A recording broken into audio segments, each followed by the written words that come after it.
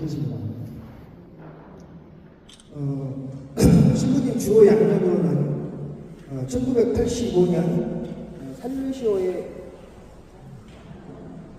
살리시오에 입회하셨고, 또 하느님 안의 공동체로 평생을 살겠다고 약속하신 종신서원을 1993년에 받으셨습니다.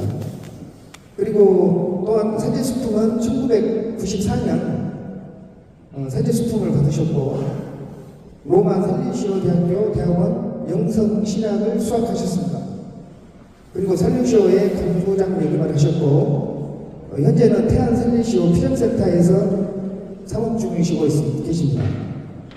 그리고 주로 조서로는 축복의 달인과 또 친절한 기도 레슨, 또 기도 맡드리기, 성모님 이야기, 또 성모님을 사랑하는 성인들 등이 있습니다.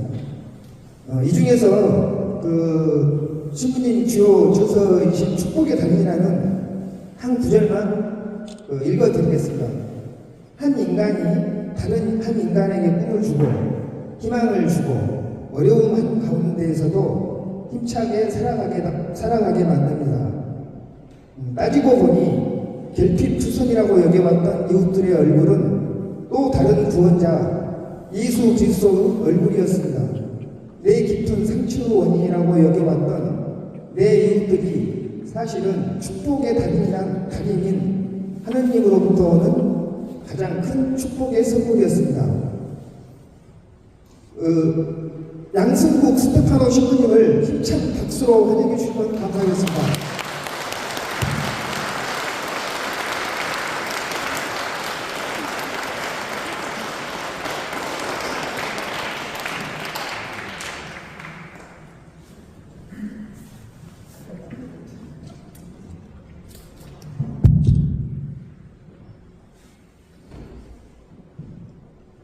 네, 제가 준비한 기도 하시고 시작하겠습니다. 여러분들 눈으로 마음으로 읽어주시면 좋겠습니다.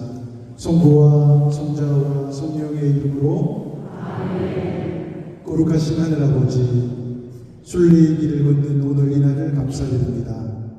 당신께로 향하는 한 걸음 한 걸음은 의미 있는 삶의 모든 것입니다. 비에 젖어도 다리가 아파도 저는 이 걸음을 멈출 수 없습니다. 이 길이 당신에게 이어져 있다고 생각하는 것만으로도 마음이 기쁨으로 충만합니다. 저희를 기다리고 계시는 하늘아버지, 오늘 하루 내딛는 걸음을 당신께 바칩니다. 영광이 성부와 성자와 성령께, 성부와 성자와 성령의 이름으로. 여러분 안녕하십니까?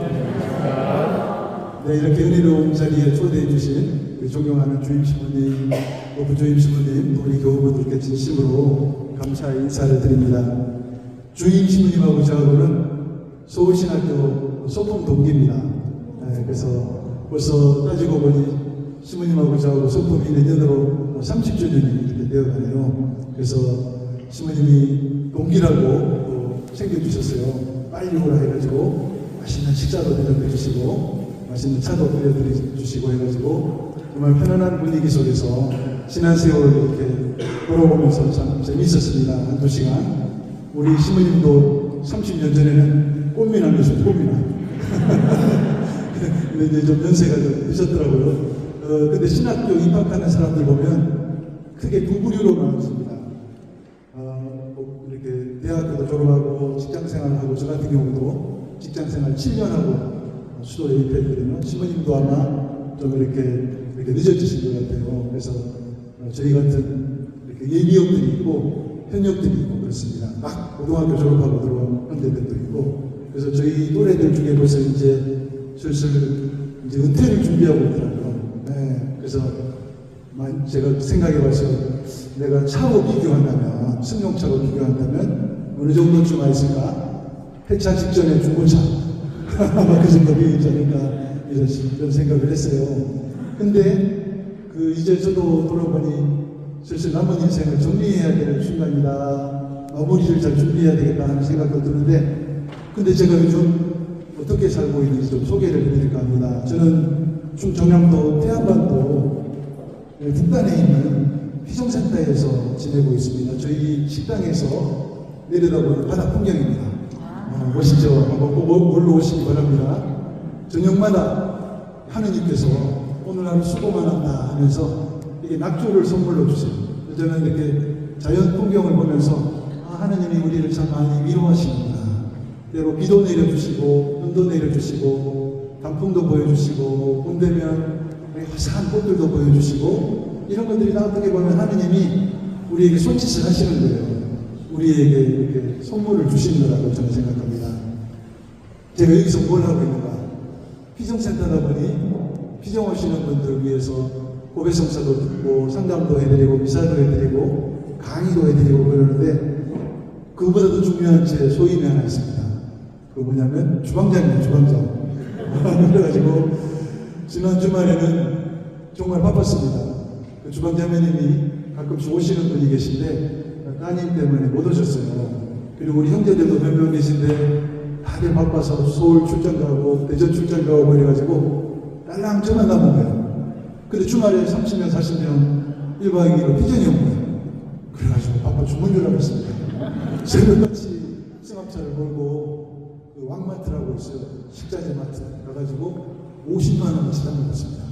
장봐가지고 새벽부터 밤늦도록 막 나들고 볶고 지지고 볶고 그리고 이제 피정객들이 도착해서 안내를 해드리고 또 강의실에 가서 강의해드리고 그 다음에 이제 잠깐 강의 끝나자마자 또 바로 내려와가지고 전기밥솥 누르고 매운탕 올려놓고 또 올라가서 파견미사하고 또 내려와가지고 막 밥 드시고 하여튼 뭐 정신없이 그렇게 지난 거예요.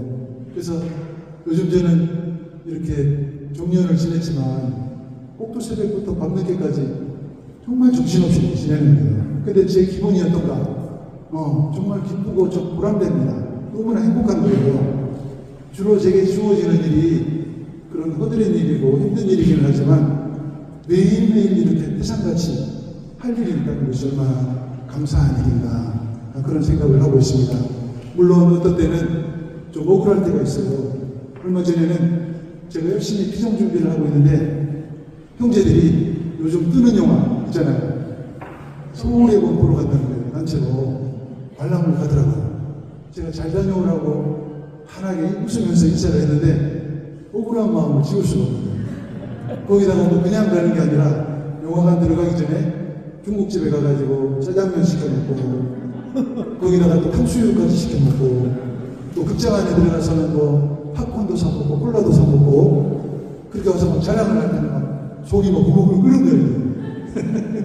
근데 제가 아유 그 아무것도 아니라 마음 크게 먹고 한 가지 결심을 하고 삽니다. 그 어떤 힘든 일, 자질구레한 일에게 온다 하더라도 절대로 인상 쓰고 하지 않자. 환한 얼굴로 하자. 그 일을 그렇게 결심을 했습니다. 저는 요즘 양파를 다듬거나 양파 다듬다 보면 눈물이 나오잖아요. 또 감자를 썰거나 이럴 때도 콧노래를 부르면서 활짝 웃으면서 그 일을 합니다. 그랬더니 좋은 일이 생기더라고요. 제가 사실 몇 년 전까지만 해도 직업병이 걸렸어요. 맨날 책 읽고 뭐 원고 쓰고 하다 보니 이 고질병이 있는 거예요. 목 디스크, 허리 디스크. 의사 선생님이 이거는 정말 수술 빼고는 불가능하다고 했어요. 근데 여기 와가지고 정신없이 그런 일을 하다 보니 근육이 강화돼가지고 자연 치유가 됩니다. 사진을 찍었더니 괜찮은 거예요. 의사 선생님이 깜짝 놀라더라고요. 네, 이게 좋은 일이 생기는 거죠. 힘든 일을 기쁘게 할 때, 웃으면서 할 때 이런 좋은 일이 기적이 일어나는 겁니다. 뿐만 아니라 제가 활짝 웃으면서 허드렛 일을 하는 모습을 본 피정원 사람들이 일종의 회개를 하는 거예요. 감동도 받고. 그리고 집에 돌아가가지고는 영감님들을 혼내더라고요. 거기 피정센터 갔더니 그 신부님이 그렇게 허드렛 일 하는데 당신은 뭐 하는 거냐고 오만 영감님들이 이렇게 혼을 났습니다. 제가 이렇게 이 말씀을 드리는 이유는 뭐 제 자랑하려고 하는 것이 아니라 이 대림식이 우리가 눈여겨봐야 될 어떤 인물이 여러 분 계시는데 그 중에서 제일 주목해야 될 분이 계시죠. 누구시죠? 우리의 오늘 주기를 맞이하시는 성모님, 성모님께서 아들 예수님 또 요셉 성님과 함께 30년 세월을 같이 사셨는데 성모님이 그 시기 동안에 어떻게 사셨을까요? 제가 아무리 자료를 찾아봐도 성모님이 어떻게 회당에 들어가서 설교하셨다는 기록은 하나도 없었습니다. 성모님이 율법학자들과 대화를 나눴다는 그런 이야기는 없습니다. 성모님의 일상은 바로 우리 어머님들의 일상하고 똑같았습니다. 하루 온종일 가족들을 위해서 눈 뜨자마자 밤늦도록 요리하고 빨래하고 청소하고 요리하고 빨래하고 청소하고 그 일을 무한 반복하신대요. 네. 근데 성모님이 우리하고 차별화되는 건 뭔가 그 일을 하시는데 억지로 화내면서 짜증내면서 하는 게 아니라 활짝 웃으시면서 기쁜 얼굴 하신 겁니다. 그렇게 하다 보니 그 자질구레한 일들이 기도가 된 겁니다. 찬미가 된 겁니다. 그래서 이런 성모님의 모습은 대림 시기를 보내고 있는 우리에게 정말 좋은 모델이 되고 있다 저는 생각합니다. 우리가 바로 추구해야 될 모델이죠. 그때마다 성모님 말고도 자주 등장하는 인물들을 이렇게 확인할 수 있습니다. 그 대표적인 인물 몇 명만 소개해드리면, 네, 누구십니까? 네, 지카리아하고 엘리사벳, 세리자 요한의 부모님이죠. 이분들의 특기는 뭐냐? 기다림이었습니다. 기다림의 달인이었습니다. 아시는 것처럼 엘리사벳은 불임의 고통을 겪었죠. 나이가 50, 60 될 때까지 아기를 못 가졌습니다. 아기가 없다는 것은 이것은 저주였습니다. 그때 당시. 네, 그럼에도 불구하고 엘리사벳과 지카리아는 언젠가 하느님이 활동하십니다. 함께 믿고 끝까지 기다렸습니다. 기다리고 평생을 기다렸습니다. 40년, 50년을 기다렸는데 마침내 하느님이 선물을 주셨죠. 세리자 요한의 탄생이라는 축복을 선물로 주신 겁니다. 또 이어서 또 세리자 요한 마찬가지죠. 세리자 요한은 어떤 분이었습니까? 부모님을 본받아서 이분 역시 기다림의 달인이었습니다. 메시아로 오신 예수님이 본격적인 공생활을 시작하기 전까지 30년 세월 동안 깊은 광야로 들어가셨습니다. 거기서 예수님이 등장하시기를 기다리고 또 기다리셨습니다. 마침내 예수님이 구세사의 전면에 등장하니까 언제 그랬냐는 것이 그 구세사의 무대를 주님께 물려드리고 조용히 무대 뒤로 사라지셨습니다. 또 한 분 기다림의 달인이 되시죠. 또 누구십니까? 이분은 아기 예수님의 양부 요셉성인입니다.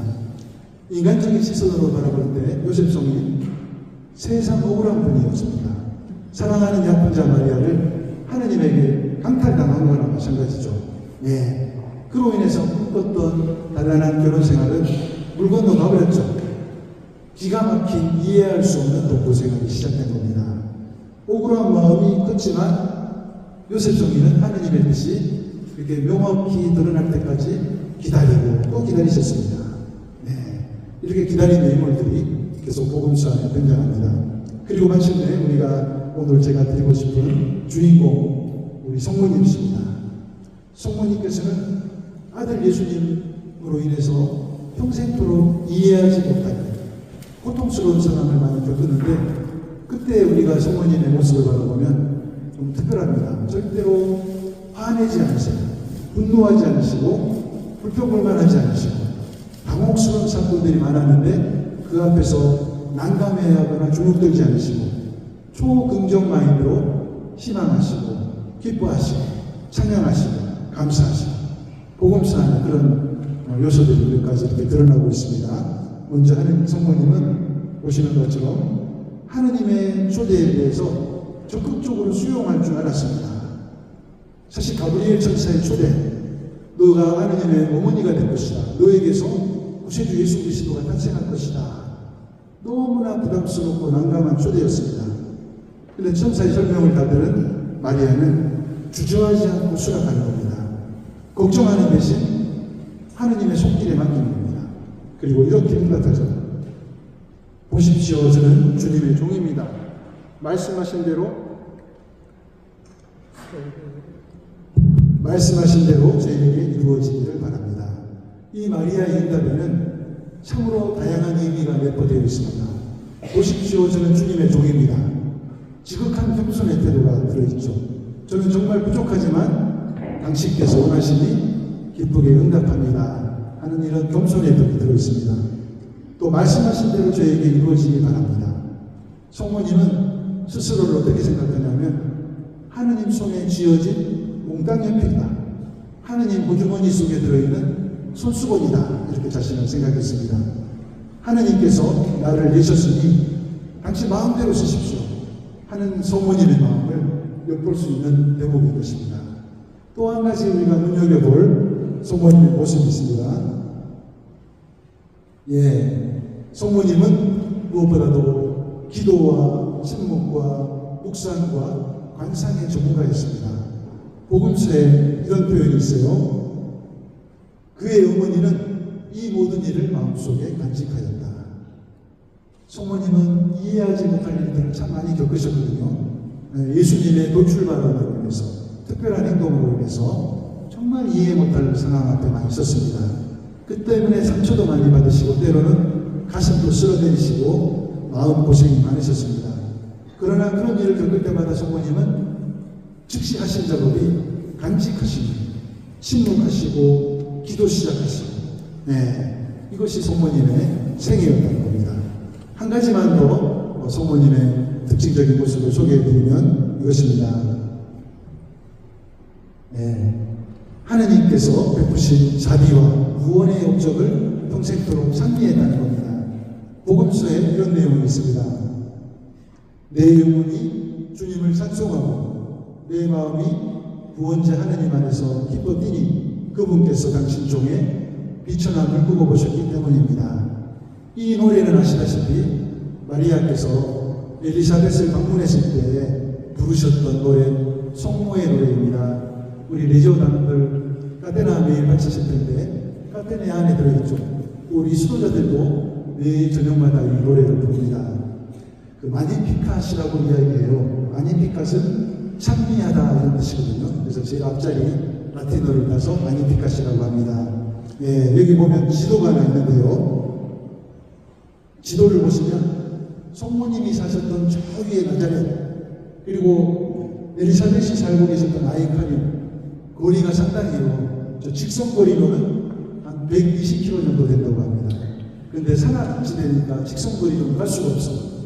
그 요르단강 옆으로는 계곡을 타서 편안한 길로 오게 되면 한 160km 정도 되는 거리였어요. 그러니까 서울서 대전 정도 되는 먼 거리였습니다. 성모님이 그 길을 걸어가신다고 얼마나 지치셨겠어요. 그리고 지친 몸을 이끌고 엘리사벳의 집 마당으로 들어오는 순간 엘리사벳이 밖으로 뛰어나오는 겁니다. 그리고 엘리사벳이 이런 노래를 부르죠. 내 주님의 어머니께서 나를 찾아주시다니 어찌된 일입니까? 문안의 말씀이 제 길을 올렸을 때 제 태중의 아기도 기뻐 뛰놀았습니다. 태중의 아기는 누굽니까? 세리자 요한이었죠. 그러니까 두 여인, 마리아 뱃속에는 아기 예수님, 엘리사벳 뱃속에는 세리자 요한. 또 두 여인이 만날 때 두 아기도 기뻐 뛰노는 겁니다. 그래서 그 엘리사벳의 그런 노래에 이제 성모님이 응답을 하는데 찬미를 부르는데 그 노래가 바로 그 유명한 성모의 노래 마니피카신 것입니다. 여기 성모님이 마니피카 노래를 부르고 계시죠. 이 노래는 얼마나 의미심장한 노래인지 모릅니다. 근데 저는 여러분들에게 드리고 싶은 말씀이 이 성모님의 마니피카는 그때 딱 한 번으로 끝나지 않았다고 저는 생각합니다. 성모님의 18번 노래로서 생애 내내 성모님은 이 마니피카를 부르셨다고 저는 생각합니다. 마니피카는 교체, 고생 많으십니다. 감사합니다.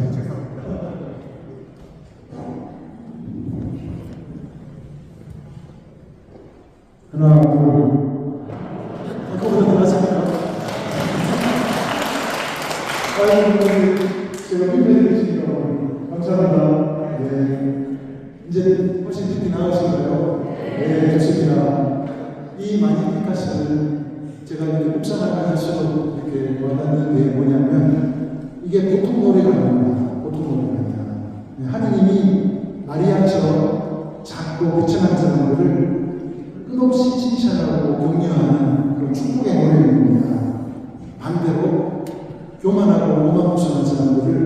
권력자들을 내치는 그런 용고의 노래입니다. 예, 굶주리는 사람을 배불리겠다고 약속하는 노래고 죽어도 나오지 않는 부자들을 호통치겠다는 그런 노래인 것입니다. 결국 마니피카스는 작고 가난한 사람들을 위한 노래, 바로 우리들을 위한 노래라는 것이죠. 고통받고 착취당하는 사람들에게 위로와 해방을 선포하는 그런 구원의 메시지가 가득 찬 노래고, 나누지 않는 부자들, 그릇된 지도자들을 향해서 던지는 강력한 경고의 노래가 마니피카스라는 겁니다. 예수님께서도 이 성모님이 한만남의 마니피카스의 노래를 부르는데 예수님이 또 그 노래를 듣고 예수님도 따라 배웠습니다. 그리고 공생활을 시작할 때 처음으로 하신 일이 나자렛의 회당으로 들어가셔가지고 희년을 선포하시면서 이사야서를 기록하시는데 그 내용이 마니피카라고 일맥상통하는 거예요. 주님께서 나를 보내시어 가난한 이들에게 기쁜 소식을 전하게 하시고 잡혀간 이들에게 해방을 선포하며 눈먼 이들을 다시 보게 하고 억압받는 이들을 해방시키시고, 마니피카와 이 이사야서가 일맥상통하는 것입니다. 그래서 우리는 예의적으로 이 마니피카스 노래하면서 하느님께서 나같이 작고 겸손한 사람들을 극진히 사랑하시고 새 세대대로 축복하신다는 그 진리를 우리는 늘 기억해야 되겠습니다. 여기 계시는 우리 형제 자매님들과 한 번씩 노래방 가실 텐데, 저희도 어제 그 우리 겨울에 오는 청소년들을 위해서 노래방 기계를 하나 중고를 장만했어요. 그 어디서 이렇게 장만했냐면 당근마켓 하시는 제가 깜짝 놀랐습니다. 그거 사려면 여러분 이런 설비다에 600만 원. 그때 제가 당근마켓에 들어가가지고 이거 삶에다가 찾았는데 홀세트로 해가지고 얼마인지 아세요? 80만 원. 그래가지고 어제 제가 설치해놓고 저 18번 용역 부르고 예.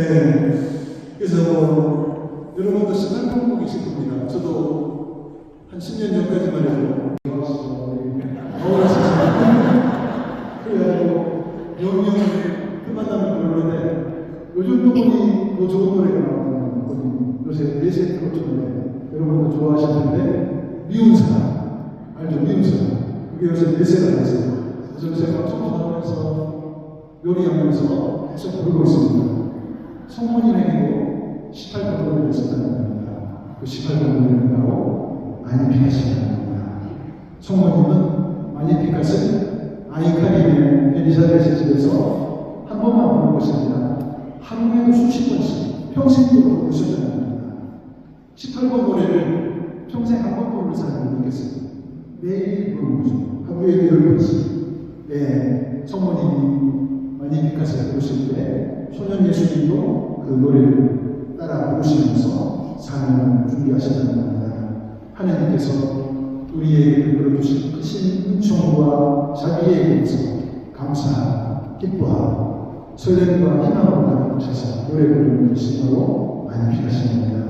우리도 성모님처럼 하나님이 우리에게 베풀어주신 큰 사랑과 자비에 감사하면서 매일 저녁 기쁜 마음 마니피카스 노래하면 좋겠습니다. 우리 형제자매님들 대립시기는 다른 곳에 앞서서 기다림의 시기라고 잘 알고 계시죠? 기다림의 시기, 대립이라는 그 자체 하나의 기다림이 명고되어 있습니다. 여러분들은 지금 어떤 기다림을 하고 계십니까? 제가 보니 기다림에도 여러 유형의 기다림이 있는 것 같습니다. 참으로 의미 없는 기다림 있습니다. 그 의미 없는 기다림은 그 기다림 하면은 기쁨이 없습니다. 희망도 없습니다. 그냥 할 일 없이 시간만 죽이는 기다림입니다. 많은 경우는 그런 기다림 속에 하루하루 시작합니다. 내립시기 우리가 추구해야 할 기다림은 바람직한 기다림은 어떤 기다림인가요? 생각만 해도 가슴 벅차고 설레는 기다림. 다시 말해서 창조적이고 능동적인 기다림입니다. 창조적이고 능동적인 기다림은 어떤 것입니까? 아무것도 하지 않고 그냥 멍하니 기다리는 것이 아니라 하나님과의 온전한 일치 속의 기다림입니다. 기도 안에서 기다리는 것입니다. 충만한 영적 생활 안에서 기다리는 겁니다. 용서 안에서 기다리는 거, 인내와 희생 안에서 기다리는 거, 바로 그런 기다림이 우리가 충분해야 할 내림시 기다림이라고 생각합니다. 우리는 돌아보니 평생도록 이런저런 기다림 속에 살아가는 것 같습니다. 어떤 분은 빨리 신용불량에서 벗어났으면 하고 기다립니다. 또 어떤 분들은 이 지긋지긋한 병고에서 빨리 벗어났으면 좋겠다. 또 어떤 분들은 너무나 안타깝습니다. 이 세상살이가 너무나 괴로운 거예요. 빨리 이 세상이 끝났으면 좋겠다. 이 지상대전이 끝났으면 좋겠다 하는 사람은 제가 많이 만납니다. 뭐라고 위로해드릴 수가 없어요. 얼마나 이 지상생활이 똑똑했습니다. 빨리 죽음이 왔으면 하는 그런 기다림을 하는 것도 많다는 겁니다. 우리 젊은분들은 빨리 졸업해서 취직하기를 기다리시고, 또 산모들은 뱃속에 아기가 빨리 건강하게 출산하기를 기다립니다. 근데 저는 좀 요즘 한 일주일 새에 좀 특별한 기다림을 제가 하고 있습니다. 저희 비정센터가 바로 바닷가에 인접해 있어요. 식탁에 앉으면 서해바다가 이렇게 하늘을 쫙 보입니다. 더 좋은 것은 좋은 낚시 포인트가 여기저기 있는 거예요. 가면 조금 횟감이 나와요. 그러면 저는 그걸 갖고 와가지고 하나를 먹고 배를 떠서 그 야밤에 이렇게 형제들하고 소주도 나누고 그러는데, 근데 이 명당 포인트는 낚시꾼들 사이에 그런 이야기가 있습니다. 명당 포인트는 부자지간에도 안 이렇게 좋다. 그런 거 있어요. 제가 저 혼자만 아는 명당 포인트가 있습니다. 가면 네. 근데 그 며칠 전에 갔는데, 일주일 전에 갔는데, 그날따라 그냥 초스피드로 막 올라오는 우럭이 안 잡히는 거예요. 아무리 기다려도 안 잡혀요. 그래가지고 제가 갈 때마다 강력한 랜턴을 들고 오거든요. 그 랜턴을 무슨 바닷물속에 계속 비치고 있으니 희한한 일이 생겼습니다. 저 밑바닥에 있던 새우, 큰 새우, 수시로 올라오는 거죠. 그 뒤로 좀 치열하고 조그마한 우럭 새끼들이 따라와요. 조금 기다렸더니 깜짝 놀랄 일이 생겼습니다. 제 손바닥에, 손에 9배만한 큼지막한 꽃게들이 쭉 올라옵니다. 저는 그래서 낚싯대를 찌찌게 치고 뜰채 그걸 그래가지고 막 본신 잡아놨어요. 그래가지고 한 30분 잡아놨는데 집에 와가지고 무게를 지고 6kg 잡아요. 그래서 매일 요즘 꽃게탕을 끓여 먹고 있습니다. 근데 제가 궁금해가지고 다른 꽃게하고 다른 거예요. 다른 꽃게는 배가 하얘요. 근데 이 꽃게는 배가 무더라고요. 털도 많이 나요. 태양시장에 들고 왔어요. 그 단골 이렇게 수산자에 갔어요. 깜짝 놀라더라고요. 이 귀한 게는 무슨 상황이에요? 이 게는 묵은 게라고, 묵은 게. 그에 비해서 되는 게 아니라 묵은 게. 오랫동안 다 숨어 있습니다. 그래가지고 무슨 키로가 35,000원에서 4만원 나가요. 그래서 제가 30분 동안 잡은 꽃게가 20만원. 그러다 보니 제가 요즘 매일 잠자리에 되면 좀 특별한 심리 체험을 하게 돼요. 꿈을 자꾸 보게 돼요. 꿈에는 여지없이 꽃게들이 막 기어오고. 그리고 요즘은 같은 저녁만 먹으면 무조건 그냥 마치 해줘놓고 꽃게를 잡으러 가는 거예요. 근데 또 보니 꽃게가 아무 데나 안 옵니다. 시간 되면 그 시간이 확 몰려오는 거예요. 그래서 어젯밤에 제가 한 손에는 랜턴을 들고 한 손에는 뜰채를 들고 한참이 꽃게가 기다립니다. 근데 어젯밤에 원하는 꽃게가 안 오는 거예요. 근데 그 순간에 제 귀점에 음성이 하나 들려오는 거예요. 하느님 음성이다.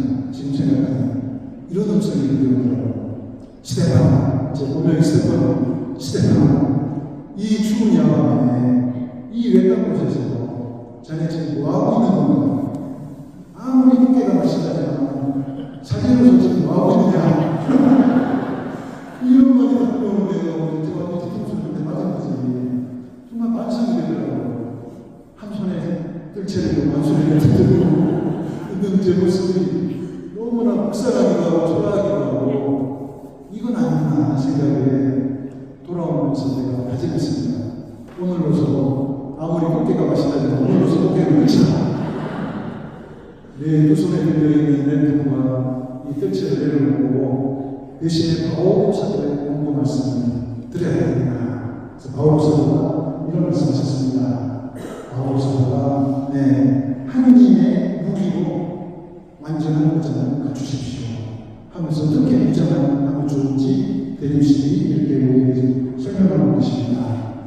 허리에는 진리의 길을 두르십시오.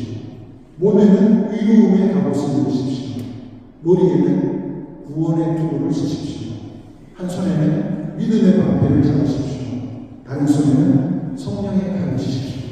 제가 너무 부끄러웠습니다. 바오 사도가 한 손에는 믿음의 방패, 한 손에는 성령의 칼을 잡아놓고 한 손에 뜰채, 한 손에 멘트를 잡으나 가슴을 지금 많이 치고 있습니다. 바오 사도를 통해서 에베소서 말씀을 통해서 이 믿음이 우리가 어떤 자세로 기다려야 되는지 잘 설명하고 계십니다. 여러분들 이 바오 사도의 공부 말씀 좀 들으시고 이런 무장을 좀 해보시면 좋겠습니다.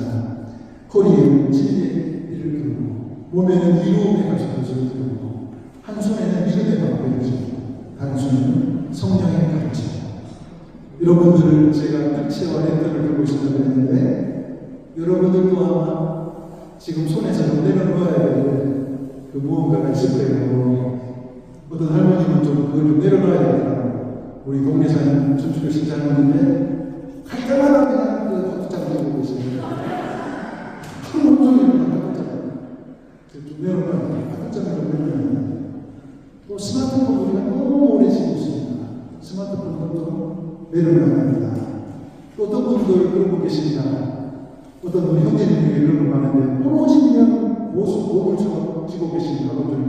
TV 리모컨 그거 좀 내려놔야 됩니다. 그 내려오는 그 손에 대신에 우리가 어떤 걸 찾아겠습니까? 친구 약속서 책을 치고 좋은 영성서적을 들고 목줄을 손에 드시 바로 이 내림식이라고 생각합니다. 기다림에 대해서 말씀드리고 있는데 여러분들 지금 과연 무엇을 기다리고 계십니까? 혹시 로또 복권 세상 사가지고 지금 당첨되기를 기다리는 분들 계실 겁니다. 일왕천금, 승승장구, 만사형통, 가와만사성 이러는 거 기다리는 거 좋은 일이죠. 기다려야 됩니다. 당연히 그런 것도. 그러나 우리는 그리스도인으로서 좀 더 무언가를 기다려야 돼요. 그 기다림은 무엇이겠습니까?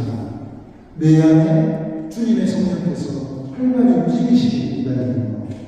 그분이 나를 온전히 세우시니 그 어떤 외통에 흔들리지 않는 당당한 기다리시는 것.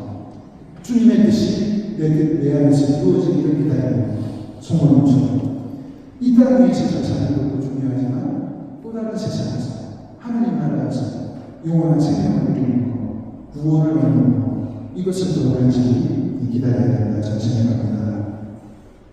여기까지가 오늘 강의의 서론격이었습니다. 성모님의 믿음에 대해서 바람직한 모델로서 성모님의 삶에 대해서 소개를 해드리고 지금부터는 기쁨과 희망의 내림시기를 보내기 위해서 몇 가지 한 세 가지 비전을 드리고 마무리 짓도록 하겠습니다. 주임신님이 저한테 강의 때문에 전화하시면서 제가 깜짝 놀랐습니다. 우리 교우들을 얼마나 사랑하시는지 저한테 뭐라고 하냐면 신부님 강의하면서 너무 오래 하면 안 된다고.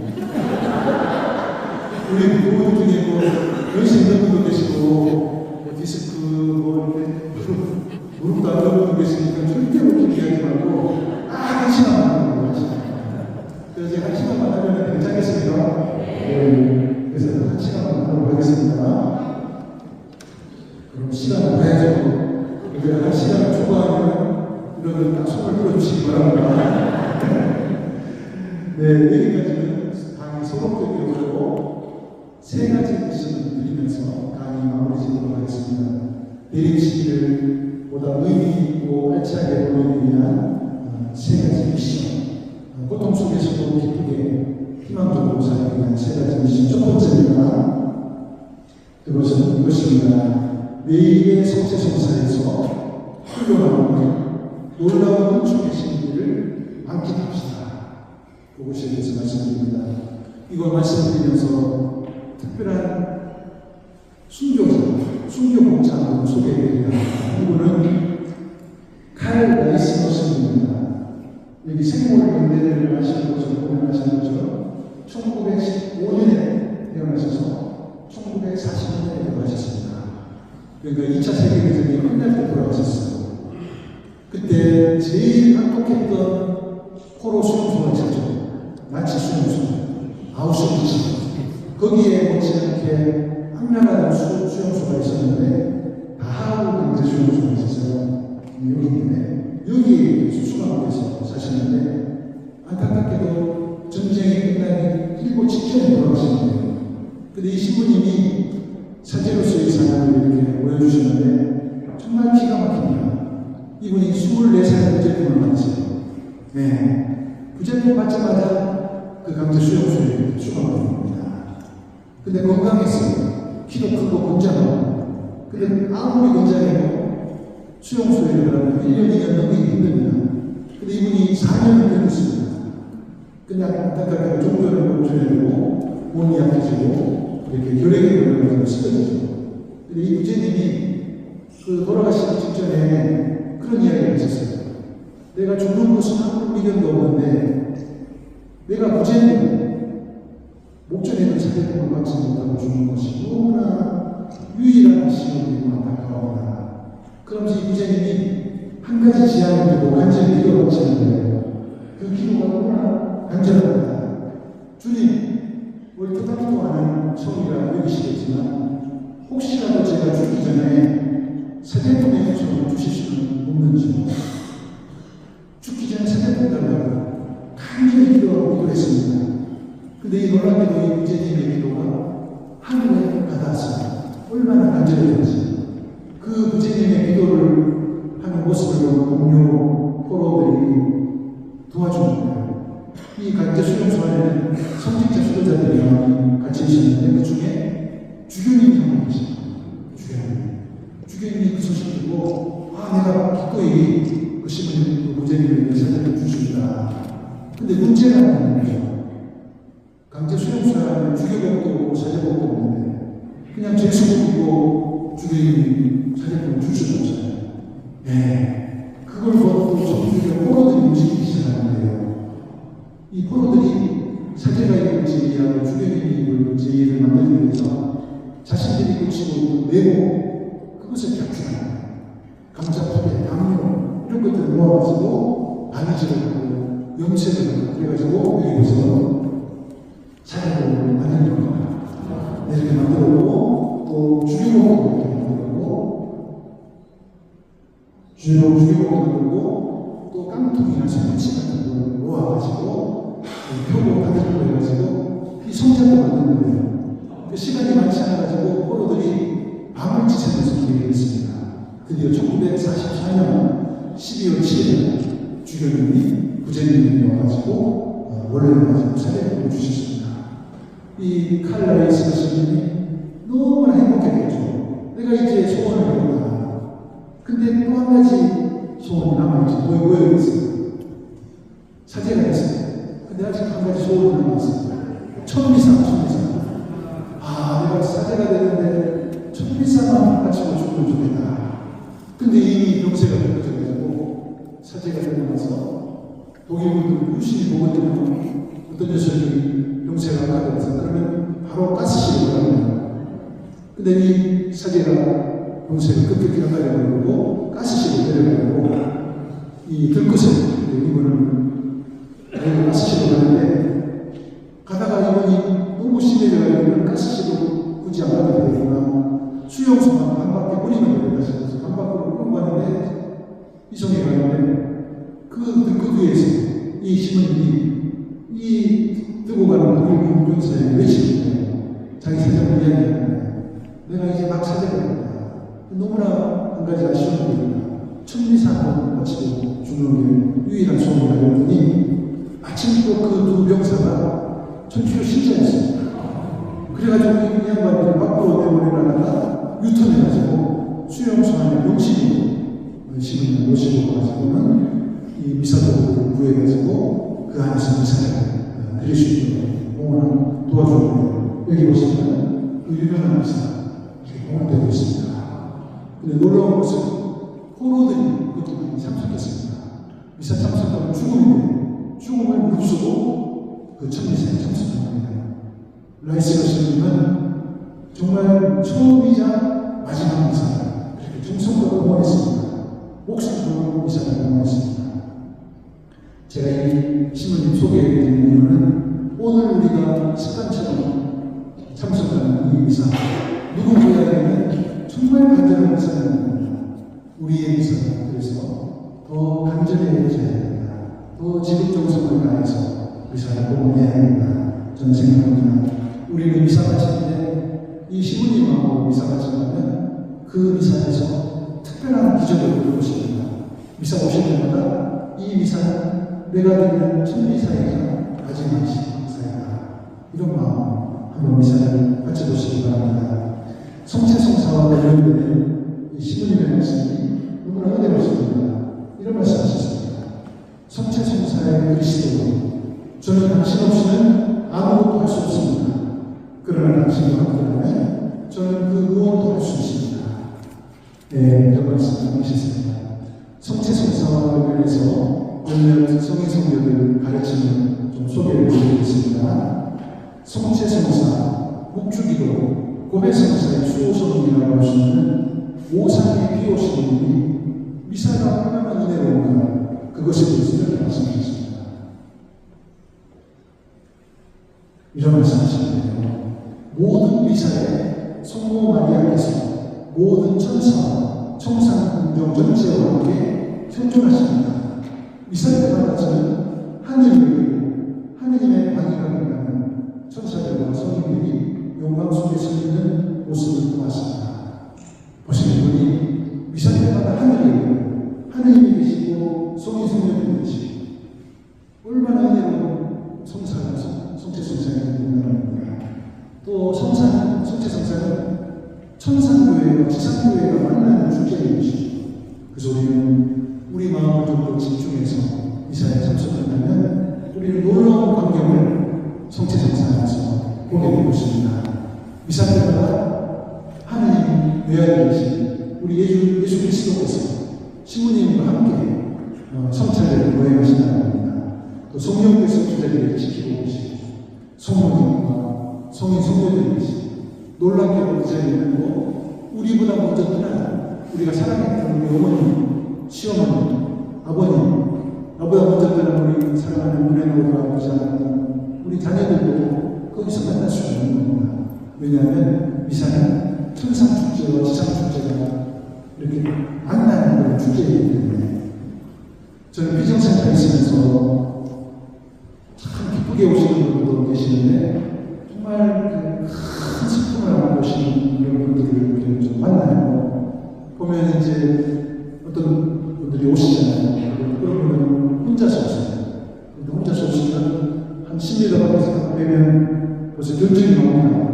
아, 이거는 최근에 신랑을 위협하고 어떤 분은 그러니까 이거 손주 때문에 골치 있었구나, 무사분들 때문에 즉시 이렇게 욕심처럼 견적이 나오더라고요. 근데 제일 슬픈 표정, 제일 어려운 대학이 어려운 걸 보고 있습니다. 최근에 사랑하는 자녀를 먼저 떠나보내는 한마디 1년, 2년 전에, 한 달 전에 그것도 그 자녀가 오래 사는 거고 20세만 30, 40도 돼가지고 그냥 그 자녀와 함께 세상을 떠난다는 마찬가지예요. 식사 안 끝나고 내가 자녀가 없는 내 밥을 먹어서 먹나. 그런 제가 그런 분들 보시면 따뜻하게 위로도 해드리죠. 위로도 해드리고 기도도 해드리고 그러는데 꼭 제가 이렇게 한 가지 과제를 드립니다. 과제.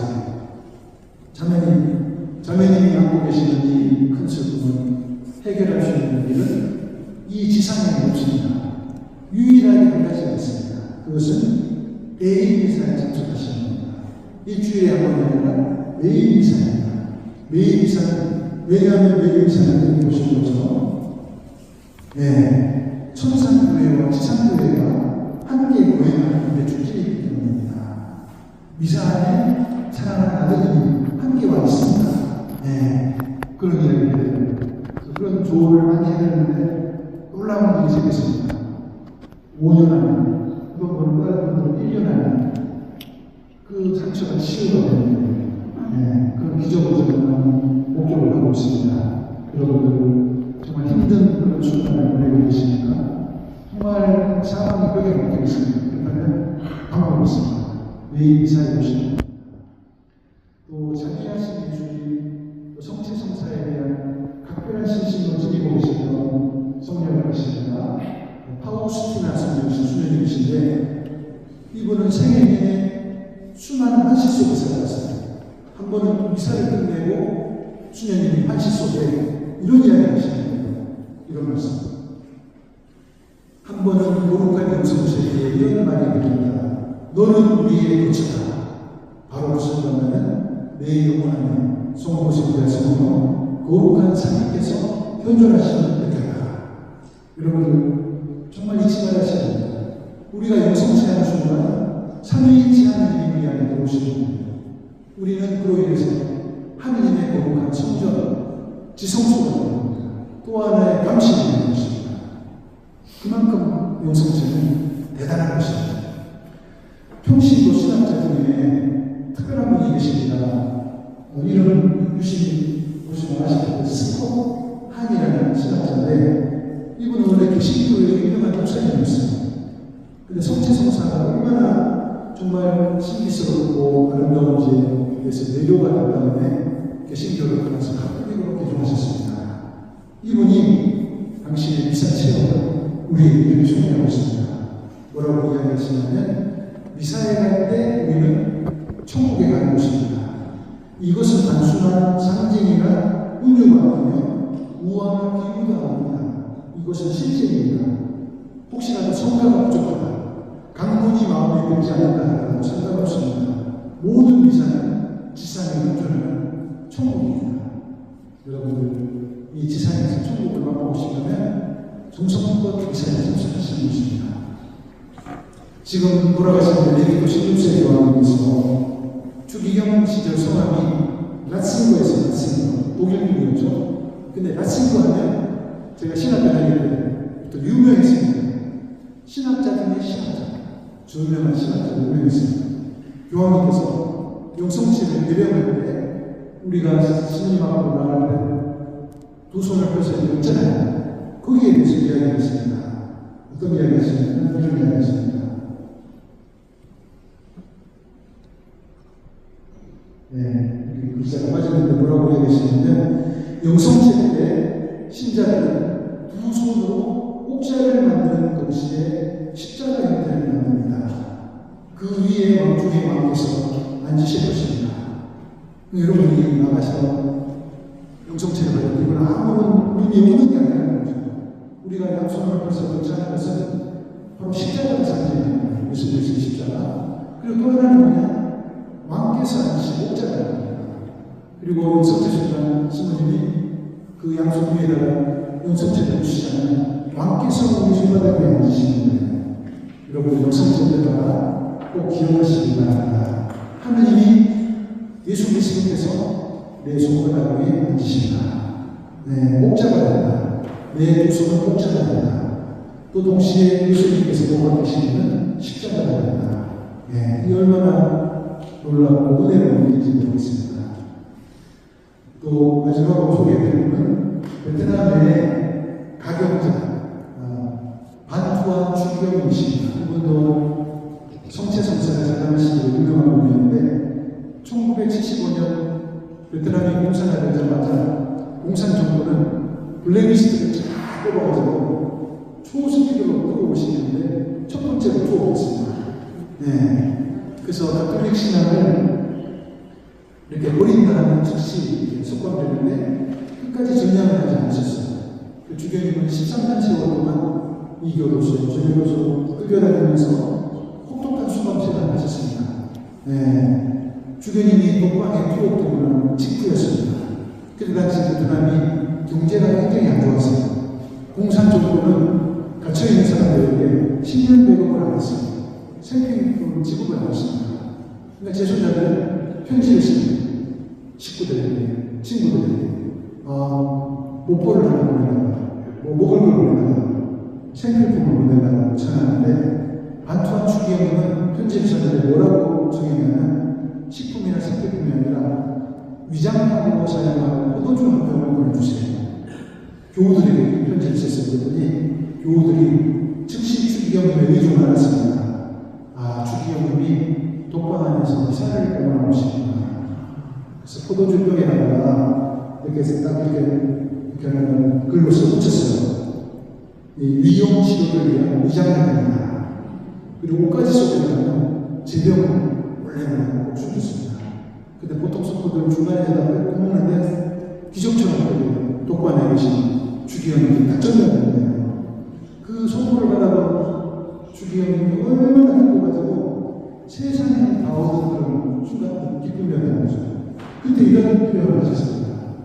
뭐라고 하셨냐면 그동안 교도소 안에서 제가 지내고 있었던 가장 큰 두려움은 언제 다시 이사를 공헌할 수 있을까 하는 것이었는데 포도주와 제병을 받을 수 있는 기쁨은 이루다 말할 수 없었습니다. 저는 제 손바닥에 포도주 3방울과 물 한 방울을 떨어뜨려서 매일 이사를 했습니다. 바로 그때 제 인생에서 가장 아름다운 이사를 할 수 있었습니다.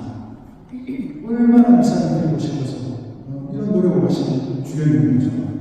우리는 그냥 미사 참석하는 걸 얼마나 쉽습니까? 오기만 하는 거잖아요. 그래서 좀 더 미사를 사랑하시는 여러분이 되면 좋겠습니다. 여러분들 미사에 한번 평일 미사 한번 다녀보시기 바랍니다. 미사 안에서 아기 예수님을 만나고 미사 안에서 그 극도의 예수님을 자기 맞춘 육화에서 만날 수 있으리라 생각합니다. 내일까지가 드림식입니다. 알차게 보내드리는 첫 번째 미션, 매일의 성체성사에서 흘러나오는 은총과 신비를 만끽합시다 하겠습니다. 두 번째 미션으로 넘어갑니다. 두 번째 미션은 희망이 없어도 희망합시다입니다. 저희 수도원에 좀 꽤 넓은 농토가 있습니다. 그 농토 농사를 지면 과태료가 합니다. 50만 원씩, 100만 원씩.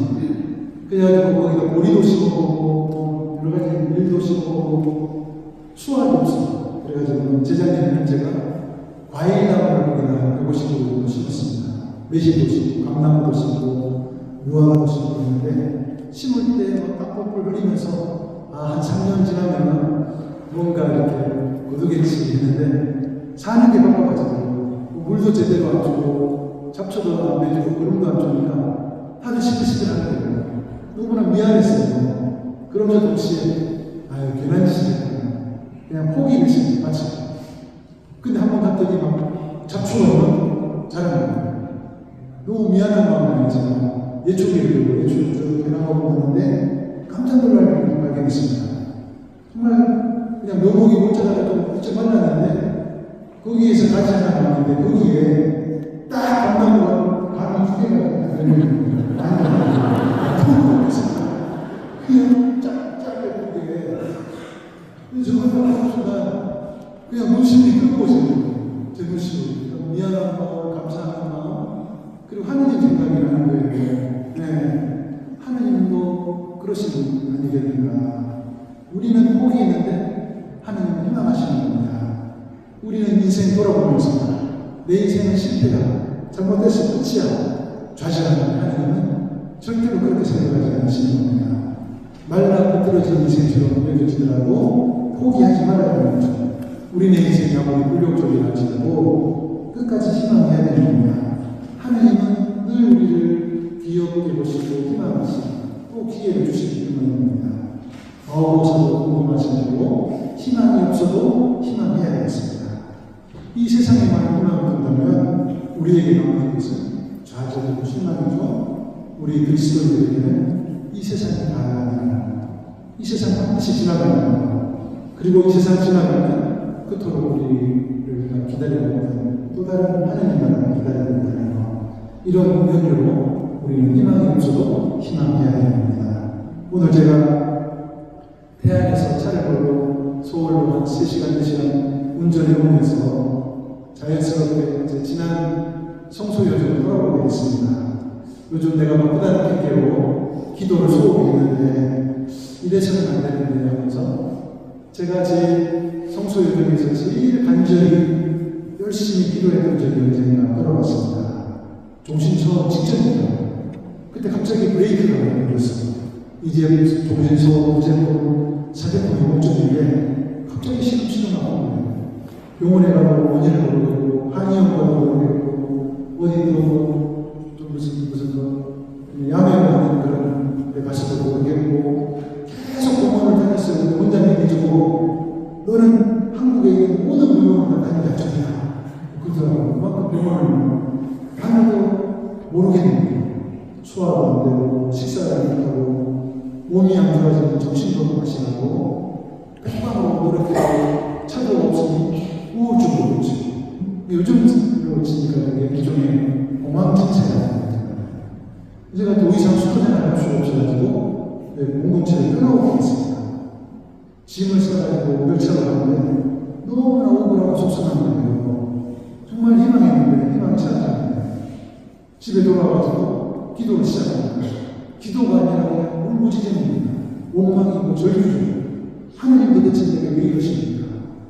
내가 뭘 잘못했습니까? 제가 뭐 나쁜 짓 하려고 그런 것도 아니고 당신의 사제가 되고 수도자가 되는데 도대체 이게 뭡니까? 저를 꼭 좀 치유시켜주세요. 다시 수도원으로 돌아가게 해주세요. 간절히 기도했습니다. 그리고 제가 기한을 정했습니다. 아무리 늦어도 1년 안에 고쳐주셔야 됩니다. 1년만 하나님 기한을 정했는데 1년 내내 빠짐없이 꼬박 간절히 기도하고 기도했는데 가까워지니까 기대가 잠깐 커지죠. 내일이 드디어 약속들이 1년으로 약속을 드디어 1년이 지났어요. 어떻게 되겠어요? 똑같은 거다. 차이가 없어요. 영세가 안 좋아지네. 그 제가 마지막에 기도 제안을 받았습니다. 제 기도가 잘못됐다는 걸 알았습니다. 저는 이제 다 내려놓겠습니다. 저를 죽이는 상대는 마음대로 하십시오. 저를 구워먹는 상관없고 당신 마음대로 하세요. 제가 사제가 되든 안 되든 상관없습니다. 아무것도 바라지 않겠습니다. 그냥 모든 거 당신 손에 맡기겠습니다. 그런 기도를 그때부터 밤낮 없이 마쳤는데 한 달 정도 기도를 마치고 나서 기적적인 일이 생겼습니다. 몸이 조금씩 회복이 되면서 건강을 되찾아내고 식사를 하게 되고 수도원에 전화했더니 원장님이 그래 너는 건강 때문에 집에 갔으니 건강 회복했으면 다시 오라고 해가지고 수도원에 몸피해 가지고 동신소원하고 다시 이 길을 걸어가고 있습니다. 형제 자매들 중에도 제가 체험했던 그런 비슷한 상황을 겪고 계신 분도 분명히 있으리라 생각합니다. 여러분들 그렇다고 해서 너무 걱정하지 마시고 너무 괴로워하지 마시고 모든 것을 주님 손에 맡겨버리시기 바랍니다. 그리고 무엇보다도 제가 힘들 때 바쳤던 기도 꼭 한번 바쳐보시기 바랍니다. 어떤 기도였습니까? 바로 이 기도. 구원 의사합니다. 당신도 보여주십시오. 제가 삼겹살 오겹살을 해놨어요. 여러분들 삼겹살이나 오겹살이 우리 보고 나를 구워 먹어라 살만 먹어라 하지 않잖아요. 순전히 우리 손에 달렸잖아요. 우리는 어떻게 보면 주님 손에 맡기는 삼겹살이에요. 주님이 구워 드시든 삶아 드시든 주님 손에 맡겨야 됩니다. 당신께서 창조하셨으니 당신 마음대로 하세요. 그것이 우리 기도의 궁극적인 모습이어야 하리라 생각합니다. 네, 이렇게 두 번째 미션 희망이 없어도 희망합시다에 대해서 말씀드렸는데 문제가 생겨버려요. 9시 1분인데 한 7분이면 되는데 할까요 말까요? 10분 동안 할까요? 근데 안쪽으로 우리 의원분도 계신데 네, 그럼 10분만 더 하도록 하겠습니다. 자, 이제 마지막 미션, 세 번째 미션 소개해드립니다.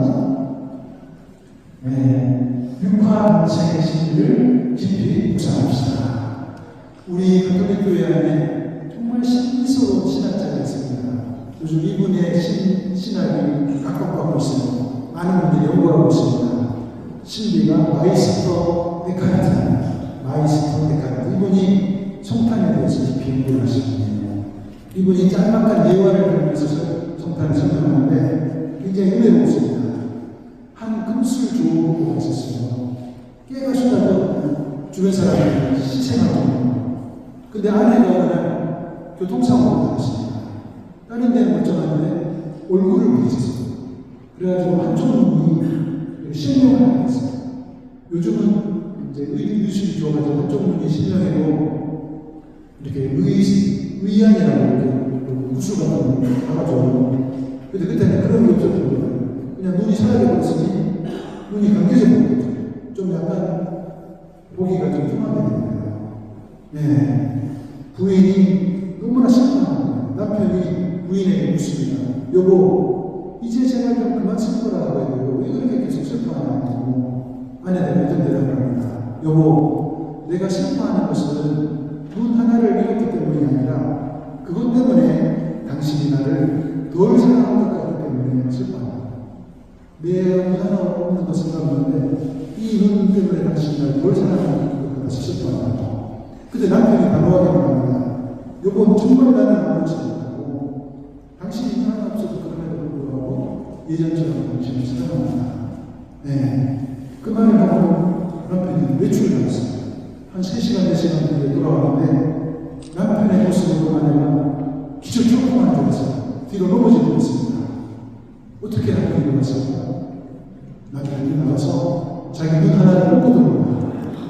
네, 그러면서 뭐라고 이야기하시냐? 이런 이야기를 네, 여보, 내가 당신을 사랑한다는 것을 믿게 하기 위해 나도 당신과 똑같이 되었어. 나도 이제 내 눈이라. 바로 이 예화가 성탄의 신비를 가장 잘 드러내는 그런 비유라는 겁니다. 하느님이 그냥 위에 계시거든요. 근데 우리를 확실히 사랑하신 하느님이 우리 때문에 스스로를 낮추신 인간이 되시고 우리에게 내려오신 겁니다. 그 육가방식의 신비라는 겁니다. 하느님의 우리를 향한 애틋한 마음, 그것이 바로 육가방식을 통해서 드러나는 겁니다. 한 가지 더 예화를 드리면 필리핀으로 유학 가신 주님이 성탄을 맞았습니다. 아시는 것처럼 필리핀은 성탄 때가 되어도 똑같이 더워요. 춥지 않습니다. 하루 일과가 끝나고 수녀님이 잠자리에 들었는데 갑자기 번개가 치고 폭우가 막 쏟아져 내렸습니다. 비가 막 부딪히니까 창문을 딱 닫으려고 하는데 한 생명체가 툭툭툭 하고 들어가지고 수녀님 침실하고 들어오는 거예요. 모여있습니다. 네, 번개에 깜짝 놀라고 조그마한 새 한 마리가 들어오는 그 수녀님이 보니까 좀 불쌍해가지고 랜턴을 펴고 살펴보니까 그 새가 들어오다가 상태를 붙여가지고 상처를 피가 좀 나는 거예요. 너무 그 모습이 불쌍해가지고 수녀님이 새를 잡아서 치워주려고 나가면 도망가고 잡을 수가 없다는 거예요. 수녀님은 포기하고 잠자리에 들면서 머릿속에 이런 생각이 들는 거죠. 이런 생각을. 네, 차라리 내가 새가 될 수 있다면, 차라리 내가 새가 될 수 있으면, 그럼 세계인으로 대화를 하고 도움을 줄 수 있을 텐데, 수녀님 말씀, 차라리 내가 새가 될 수 있다면, 이 말씀은 예수님의 육하강생의 신비가 잘 들어있다고 생각합니다. 죄와 죽음과 고통에 올가미에 갇혀서 신음한 우리 인간을 가려냈던 하나님께서 당신 자신을 낮추셔서 우리와 똑같이 되시고 눈높이를 낮추시고 우리와 똑같은 마음을 사랑하시고 이 놀랍고도 은혜로운 내 사랑이 아기 예수님의 성탄입니다. 이 성탄에 우리는 키를 낮추시고 육하강생하신 그 예수님을 받아서 우리도 우리보다 키가 작은 사람들, 우리보다 가난한 사람들, 힘없는 사람들을 향해서 내려가고 성탄의 신비를 잘 실천하는 좋은 기회가 생각합니다. 성탄이 아무리 수백 번, 수천 번 반복된다 할지라도 내가 그것을 이해하지 못하면 그 성탄의 신비가 내 안에 변화를 일으키지 못하면 그 성탄은 아무런 의미가 없는 것입니다. 아무리 성탄이 되는데도 내 안에 예수 그리스도가 탄생하시는 그 성탄은 아무런 가치가 없는 것입니다. 예, 여러분 각자 안에 아기 예수님 탄생하시는 그 예수님으로 인해서 더 기뻐하시고 또 은혜로운 그런 성탄절을 맞이하시면 좋겠습니다. 내일 오늘 저는 내림신이 우리가 눈여겨봐야 될 인물로 성모님 소개해드렸고 또 내림신이가 의미 있고 알차게 보내자 하는 이 지침 세 가지를 소개해드렸습니다. 정리해 보면 첫 번째, 매일의 성취성사에서 흘러나오는 은총과 신비를 만끽합시다. 두 번째, 희망이 없어도 희망합시다. 세 번째, 육과 감성의 신비를 깊이 묵상합시다. 어쩌면 내일 시기는 교회가 성탄을 준비하는 교우들을 위해서 말하는 4주간의 영성학교입니다. 이 학교 등록식을 우리 모두 잘 공부하고 묵상하면서 우리의 신앙으로 성장시켜 나갔으면 좋겠습니다. 다시 한번 초대해 주신 우리 시민들과 도움을 주시고 감사드리고 모두 일어나시고 항복 드리겠습니다. 성부와 성자와 성령의 이름으로 주님께서 여러분과 함께 전능하신 천주 성부와 성자와 성령께서는 여기 모인 모든 이에게 행복하소서. 주님을 찬미합시다. 수고하셨습니다.